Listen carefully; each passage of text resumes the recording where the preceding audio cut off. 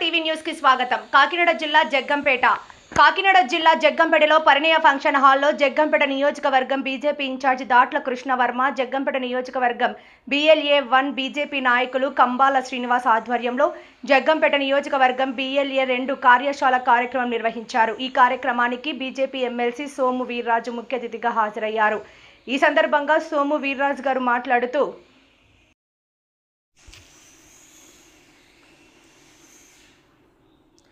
మన రాష్ట్ర రాజధానిగా అమరావతిని ఉభయ సభల్లో ఆమోదించడం జరిగిందన్నారు. అమరావతి రాజధానిపై మంత్రి లోకేష్ రాష్ట్రపతి గారిని కలవడం జరిగిందన్నారు.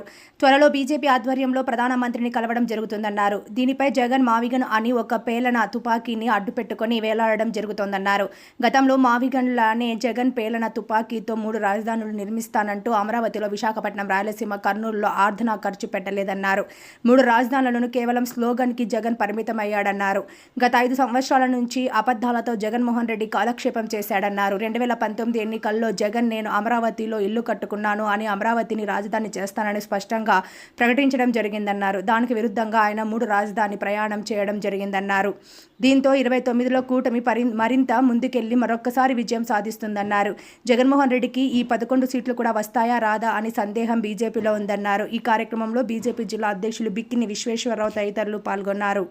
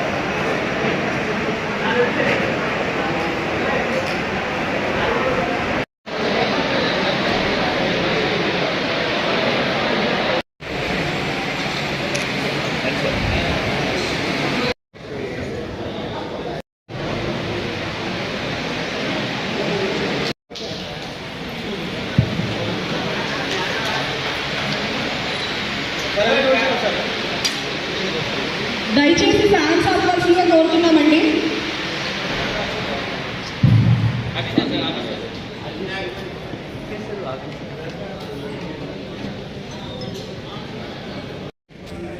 దగ్గరికి వచ్చేయండి. కొంచెం బ్యాక్ జరిగింది ఎలా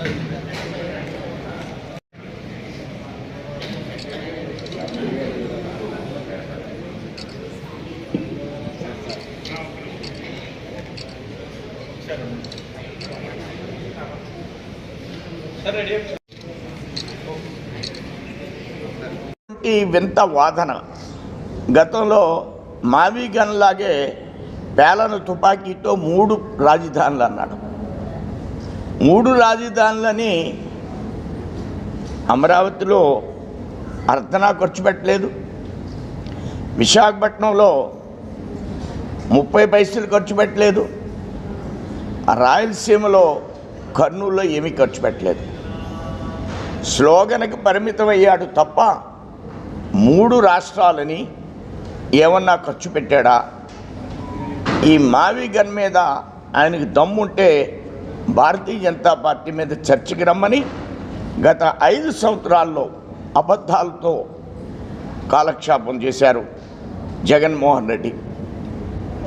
నేను అమరావతిలో ఇల్లు కట్టుకున్నాను, నేను అమరావతిలో రాజధాని కడతానని 19 ఎన్నికల్లో అతను స్పష్టంగా ప్రకటించి దానికి విరుద్ధంగా ఆయన ప్రయాణం చేశారు. 3 రాజధానులని అడగని విషయాన్ని తెర మీదకి తీసుకొచ్చి దాన్ని కంప్లీట్ చేయకుండా అమరావతిని ఈరోజు మరలా రాష్ట్ర ప్రభుత్వం ప్రత్యేక శ్రద్ధతో దీన్ని ముందుకు తీసుకెళ్తున్న సందర్భంలో ఆయన కొత్త ఆలోచనలు తెర మీదకి తీసుకొచ్చేటి బోటకపు ఆలోచనలు అంటాను నేను ఇవన్నీ కూడా. కేంద్రం ఆల్రెడీ రూపాయలు హడ్కోతో రుణాన్ని ఇప్పిస్తుంది. అలానే government of India various Amaravati అభివృద్ధిలో చురుగ్గా పాల్గొవాలనేది ప్రధానమంత్రి గారి యొక్క ఆలోచన. అనేకమైన కేంద్ర ప్రభుత్వం సంబంధించిన ఇన్స్టిట్యూషన్స్, బ్యాంక్స్ కావచ్చు, రిజర్వ్ బ్యాంక్ కావచ్చు, నబార్డ్ కావచ్చు, ఇలాంటి ఇన్స్టిట్యూషన్స్ అన్నీ కూడా అక్కడ పెట్టాలని నిర్మలా సీతారామన్ గారు వారు వచ్చి ప్రారంభోత్సవం చేయడం జరిగింది. అలాగే కొన్ని కేంద్ర ప్రభుత్వ సంస్థలు ఆల్రెడీ అమరావతిలో 14-19 మధ్యలో నిర్మాణం చేయడం జరిగింది. టూల్స్ అండ్ డిజైన్ ఇంజనీరింగ్ సంస్థని. అదేవిధంగా ఈ రాష్ట్రం ముందుకు వెళ్ళే విషయంలో అనేక విధాలుగా పోలవరానికి అడ్వాన్స్ ఇస్తున్నాం. 27 లోపల పోలవరాన్ని పూర్తి చేస్తాం. ఏదైతే ఈ యొక్క జగ్గంపేట ఇలాగ అప్లాండ్ ఏరియాలు ఉన్నాయో తుని వరకు ఈ ప్రాంతం అంతా కూడా సస్యశ్యామలయ్యే విధంగా పోలవరం మూలంగా గట్టి ప్రయత్నాలు జరుగుతాయి. అప్లాండ్ ఏరియా ఉత్తరాంధ్ర జిల్లాలకు కూడా మనం పోలవరాన్ని ముందుకు తీసుకువెళతాం. విశాఖపట్నం వరకే కాకుండా శ్రీకాకుళం వరకు కూడా పోలవరం నీటిని మనం ముందుకు తీసుకుని వెడతాం. ఆ విధంగా పోలవరం మూలంగా రాష్ట్రం సస్యశ్యామలం అవుద్ది. స్టీల్ ప్లాంట్కి మనం 11,000 కోట్ల రూపాయలని కేంద్ర ప్రభుత్వం ఇవ్వడం జరిగింది. అది లాభాల బాటలో పట్టే విధంగా ముందుకు వెడుతుంది.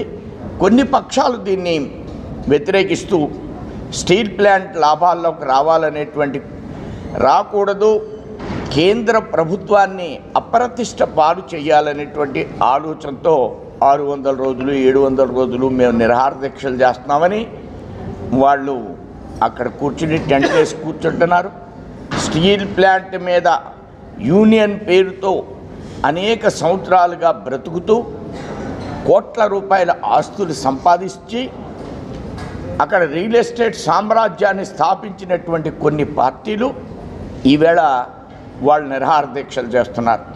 ఒకవైపున 3వ కిలోన్ పనిచేస్తుంది, లాభాలు బాటలోకి వస్తుంది. స్టీల్ ప్లాంట్ ఆంధ్రప్రదేశ్లో అది సస్యశ్యామలంగా ముందుకు వెళ్ళే పరిస్థితి ఉంటుంది. ఈవేళ ఆంధ్ర రాష్ట్రం అనేక విధాలుగా క్వాంటమ్ కావచ్చు, అలానే విశాఖపట్నంలో స్టీల్ ప్లాంట్కి మరొక పెద్ద మెటల్ స్టీల్ ప్లాంట్ కావచ్చు, హైడ్రోజన్ సంబంధించిన పవర్ స్టేషన్ 2 లక్షల కోట్లతో ఎన్టీపీసీ ఏర్పాటు చేయడం కావచ్చు. అభివృద్ధి అనేది అటు ఎన్టీపీసీయే కాదు, విశాఖ జిల్లానే కాదు, శ్రీకాకుళంలో పోర్ట్ ఏర్పాటు చేయడం, రాయలసీమ జిల్లాల్లో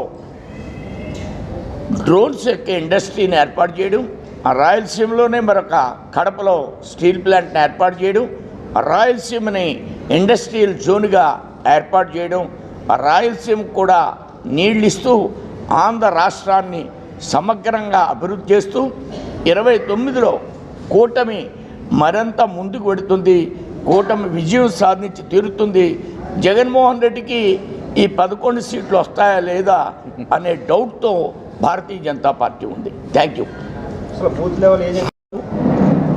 ఇప్పటి నుంచి ఓటర్ లిస్ట్ని ఆధారం చేసుకుని మా పార్టీ పనిచేస్తుంది దేశంలో. ఈవేళ అస్సాంలో ఓటర్ లిస్ట్ ఆధారంగా పేజ్ ప్రముఖ్ అని కూడా అంటాం మేము. అంటే పత్తర్ ప్రముఖ్ అంటారు హిందీలో, తెలుగులో, ఇంగ్లీష్లో పేజ్ ప్రముఖ్ అంటారు. అంటే ఒక పేజీ.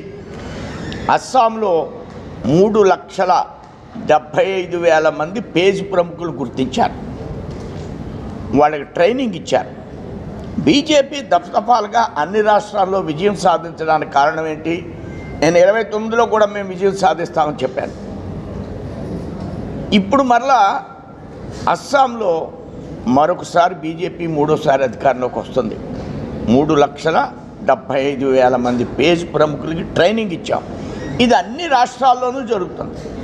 ఇది ఆంధ్రప్రదేశ్లో కూడా బూత్ లెవెల్ ఏజెంట్ నుంచి బిఎల్ఓ దగ్గర నుంచి పత్తర్ ప్రముఖులు కూడా మేము తయారు చేస్తాం. 29 నాటికి ప్రతి 40-50 ఓట్లకి ఒక ఇన్ఛార్జిని ఏర్పాటు చేస్తాం 3 పార్టీలు కలిసి. ఆ విధంగా దేశంలో హర్యానా లాంటి రాష్ట్రంలో జాట్ లేకుండా మేము 3వ అధికారంలోకి వచ్చాం.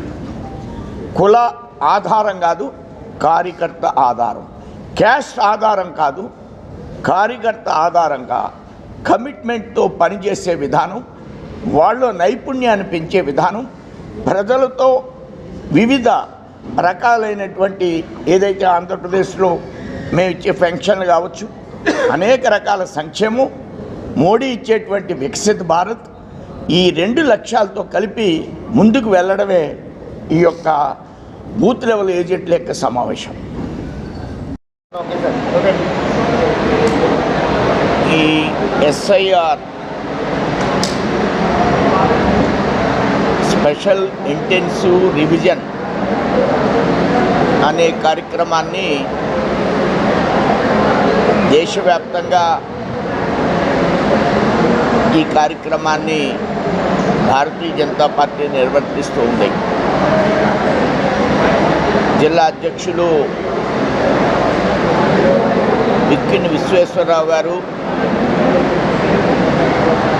ఈరోజు 7 అసెంబ్లీలకు కూడా ఈ కార్యక్రమ నిర్వహణ కోసం BLA 1ని ప్రకటించడం జరిగింది. ఈ కార్యక్రమంలో భాగంగా జగ్గంపేట అసెంబ్లీకి శ్రీ కంబాల శ్రీనివాసరావు గారిని BLA 1గా ప్రకటిస్తూ శ్రీ కార్యక్రమం యొక్క ఆలోచన విధానం భారతదేశం సమగ్ర రక్షణ అనేది, భారతదేశం యొక్క రక్షణ అనేది భారతీయ జనతా పార్టీ యొక్క ప్రధానమైనటువంటి లక్ష్యం. ఈ లక్ష్యంలో వాటర్ లిస్టుని ప్రత్యేకమైనటువంటి శ్రద్ధాశక్తులతో కార్యకర్తలు గమనిస్తూ ప్రతి అసెంబ్లీలో బూత్ లెవెల్ ఏజెంటు, అలానే booth level officer BLO, BLA వీరిద్దరూ కలిసి ఏ విధంగా పనిచేయాలి, దీన్ని ఒక అధ్యయ వేదికగా భారతదేశ వ్యాప్తంగా అన్ని అసెంబ్లీల్లోనూ ఈ విధమైనటువంటి సమావేశాలు నిర్వర్తించడం రాజకీయ పక్షంగా ఒక భారతీయ జనతా పార్టీ మాత్రమే దేశంలో ఇలాంటి నిర్వహణ చేయడం జరుగుతుంది. దీని మీద కొత్తగా మేము ఏర్పాటు చేశాం. ఈ సర్ అనేది భారతీయ జనతా పార్టీ ఏర్పాటు చేసిందనేటువంటి అపోహతో బీహార్ ఎలక్షన్లో చాలా గట్టిగా దీని మీద వ్యతిరేకంగా రాహుల్ గాంధీ ప్రచారం చేయడం కోసం ప్రయత్నం చేశారు. కానీ బీహార్లో కాంగ్రెస్ పార్టీ ఘోరంగా వైఫల్యం చెందింది. భారతీయ జనతా పార్టీ NDA కూటమి పూర్తిగా విజయం సాధించడం జరిగింది.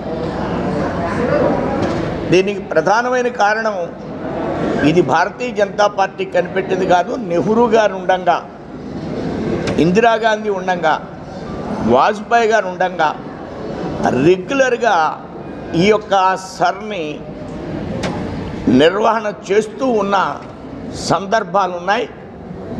ఈ సంవత్సరం మరలా 26 ఈ సర్ని ప్రత్యేక ఆలోచనతో మనం ఏర్పాటు చేస్తుంది ఎలక్షన్ కమిషన్ ఆఫ్ ఇండియా. ఇది భారతీయ జనతా పార్టీ నిర్వహణ చేయడం లేదు. నెహ్రూ గారి టైంలో, ఇందిరాగాంధీ టైంలో, వాజ్పేయి గారి టైంలో కూడా ఎలక్షన్ కమిషనే నిర్వహణ చేసింది. ఆలోచన ప్రకారం అనేక రాష్ట్రాల్లో, ప్రధానంగా మెడ్రాస్లో ఒక 75 లక్షల ఓటర్లు కోల్పోవడం జరిగింది. అంటే వాళ్ళు ప్రజలు కోల్పోయారా? కాదు, అనేక మంది చనిపోయిన వాళ్ళు, డబల్ ఎంట్రీ ఉన్నవాళ్ళు. అలానే ఈవెన్ గుజరాత్లో కూడా 60 లక్షల ఓటర్లు కోల్పోయారు. అలానే వెస్ట్ బెంగాల్లో కూడా ఎవరైతే బంగ్లాదేశ్ను వచ్చి వాళ్ళ స్థిర నివాసాన్ని ఏర్పాటు చేసుకుంటున్నారో వాళ్ళకి కొన్ని రాజకీయ పక్షాల అండగా నిలుస్తూ దేశ సమగ్రతకి విరుద్ధంగా వారిని కూడా ఓటర్లుగా జాయిన్ చేసుకుంటున్నారు.